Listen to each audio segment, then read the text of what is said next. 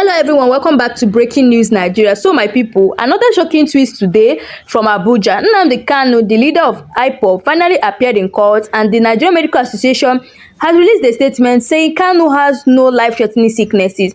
But anyway guys, I would love you guys to listen to what the lawyer of Nnamdi Kanu said after Nnamdi Kanu's court session. Honestly, it's a very sad experience that the Nigerian Medical Association are coming out to tell us that his health is not life-threatening, that the sickness is undergoing is not a life-threatening sickness. Honestly, it's very, very sad. So because it's not life-threatening means that they cannot look into it and enable to, heal him from any sickness that he's suffering.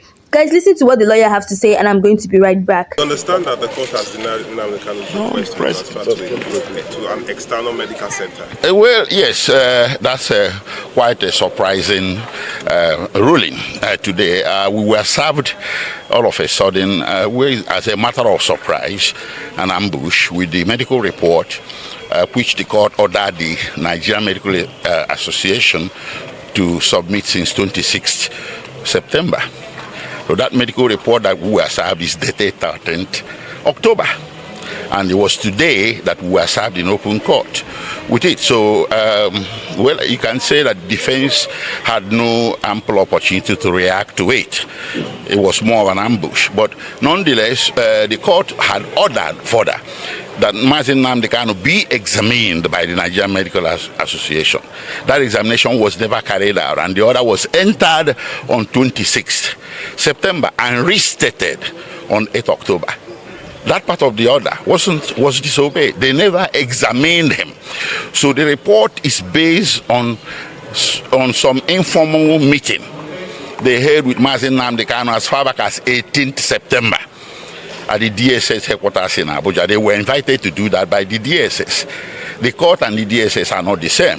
So what we have in court, or what we were served in court today, quite frankly, we cannot be sure where it emanated from. Did it emanate from assumption, or did it emanate from the examination carried out on 18th September before the court entered an order on 26th September. So we were quite surprised, flummoxed, and we felt a bit disadvantaged, but the proceedings had to continue apace as the court wanted it. So at the end of the day, the court made a conclusion and a ruling that Nnamdi Kanu must enter his defense from the 24th of October and conclude his defense by the 30th of October. So basically, it's a 6-day trial window that we're looking at there. So how fit is the defense now? How fit is the defense counsel, defense team particularly, entering the defense now? How ready are you guys? Well, you see, lawyers are trained to be ready for any eventuality. But the justice of the matter is another case altogether. I choose not to comment on that. So, wait. We have to comment. Sorry, sir. I'm one of. This is a public document brought in by the medical council through the prosecution. So they serve us this thing today. And if you watch there in this particular medical report, you can see all the ailments they say that Nnamdi Kanu is suffering from. And surprisingly, somebody that has all these particular issues, you now, in the last paragraph, to say that from your own distance, he can stand trial. Somebody that is passing through all these ailments. Having said that, too, go to make a consequential order. Say, please, go and examine him and report back to me. They never examine Nnamdi Kanu. Only for them to come up with this report. Nigerian Medical Council, they should be very careful, because this is a professional body and you are expected to act professionally. In your report, you are expected, I'm not a medical doctor, but I'm a practicing lawyer. You are expected to show that on this particular day, we obtained his specimen. We carried out this lab, and the lab showed this, and we are talking about somebody's life, for goodness sake. You cannot just enter into your office room and you open your system and start writing trash. And you want court to rely on it. And surprisingly, we are expected to take a date for us to go. And because when the court gave us an opportunity to respond, we are ought to have taken a date. to confess from our clients. Yes, it was when Nnamdi Kanu said, "What? We are the people that even gave Nnamdi Kanu this thing." When the court was about to sit, we are talking about somebody's life. Of course, as a matter of this thing, the Igbos are on trial. This is a war against the Igbos. Of course, you are here when the president ordered the police and the army to go and negotiate and have a discussion with the terrorists and the non-bandits in this town. With their arms. And somebody that is exercising his rights as given to him by the constitution, both local and international legislations, and you say that he should enter trial. Trial for what? What is it trial? What are you trying for? Do you have even jurisdiction? Does the court have jurisdiction to entertain this particular matter? Somebody that has been discharged by court of appeal. So we don't want to go into that. This is a trial. Again, these Igbos are on trial. This is a persecution, not a prosecution. And I stand by it. And I'm calling the entire Nigerians. It's the Igbos and the Nnamdi Kanu today. It can be another person tomorrow. And we should stand against it. That's why we are protesting. Why should we be treating a human being like this? Simply because the offense Nnamdi Kanu committed is because he's an Igbo man. Can you do it somebody from the north? Can you do it somebody from the west? You cannot.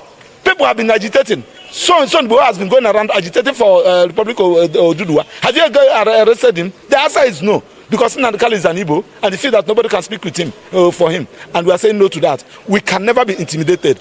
Nobody is more Nigerian than anybody. Nobody is a second-class citizen in this country, and we are going to fight it. I'm begging judiciary not allow yourself to be used. They know what they are doing.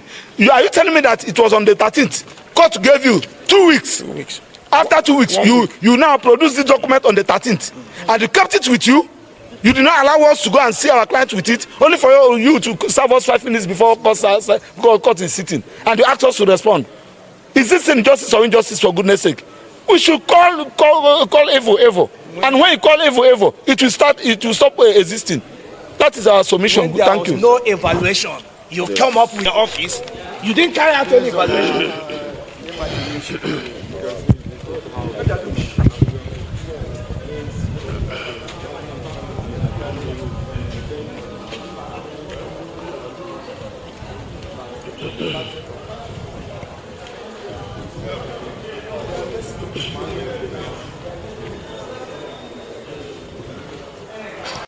Nnamdi Kanu now!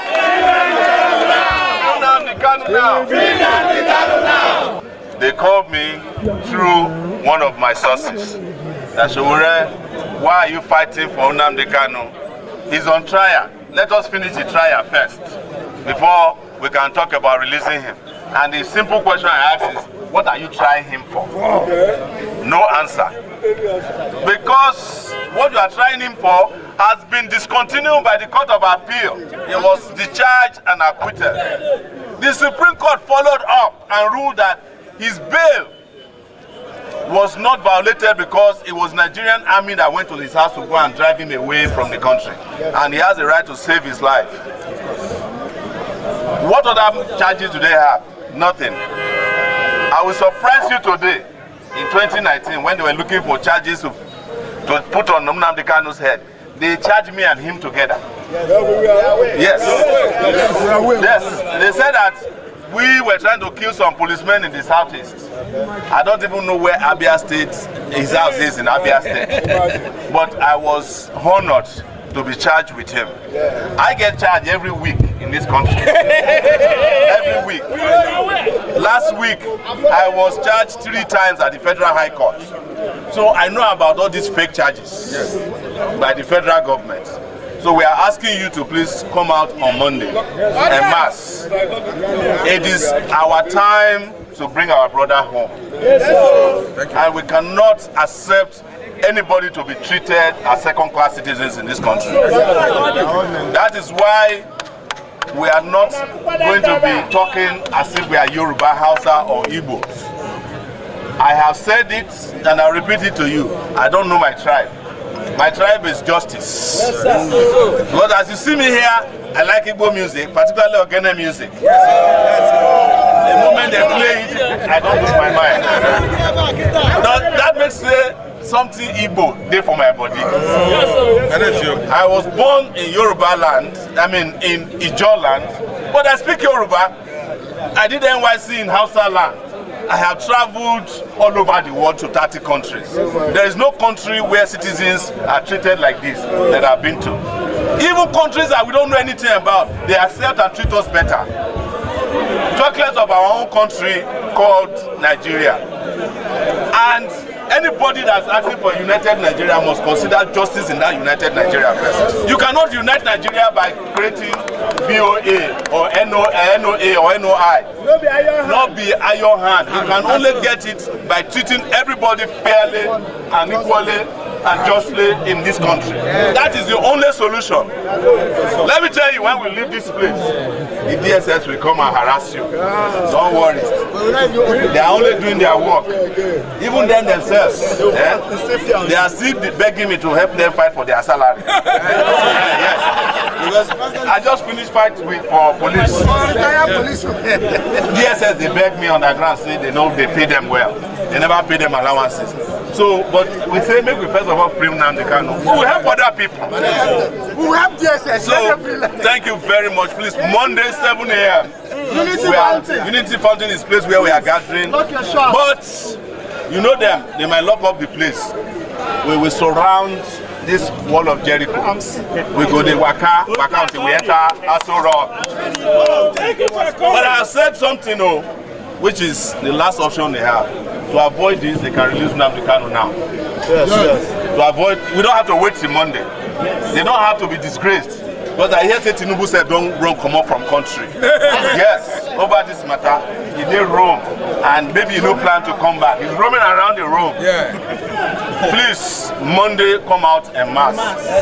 There is no power or force that can stop a united people from achieving victory. That is why we came here, to come and see you and mobilize you. Don't worry, close the shop one more Monday.